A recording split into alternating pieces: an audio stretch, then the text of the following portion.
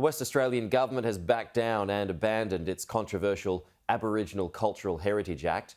While the move has been welcomed by many in the West, native title bodies have criticised the decision to go back to the Act of 1972. Just 5 weeks after they came into effect, Western Australia Premier Roger Cook announces he's scrapping the Aboriginal Cultural Heritage Act. Put simply, the laws went too far, were too prescriptive, too complicated, and placed unnecessary burdens on everyday Western Australian property owners. And that he's sorry. As Premier, I understand that the legislation has unintentionally caused stress, confusion, and division in the community. And for that, I'm sorry.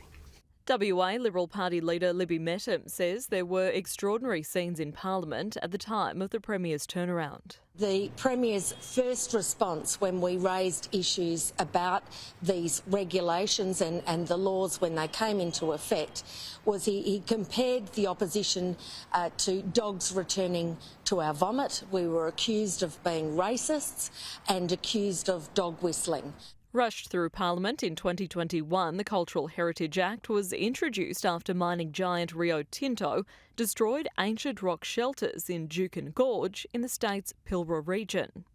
The new laws required property owners and the agricultural industry to consult with Indigenous groups about the cultural impact of undertaking work on their land. Nationals leader David Littleproud believes mining companies should be held to account for their actions, but says restricting farmers and residents is an overreach of power. When laws are put in place that reach further than mining and into 1,100 square metres of freehold land, that is a residential block in Perth, then that is an overreach of the policies and the reach of government in interfering in people's ability to make a living. While the Premier's decision to scrap the laws has been welcomed by many, native title bodies, including the corporation that looks after the land on which Juukan Gorge sits, have criticised the decision, blasting the Cook government's move to revert back to the 1972 Act, but with modifications. Meanwhile, advocates for the voice to Parliament held concerns the backlash to the laws have contributed to a rise in support for the no vote in Western Australia. Recent polls showing most Western Australians would vote no to the advisory body and 39% would vote yes.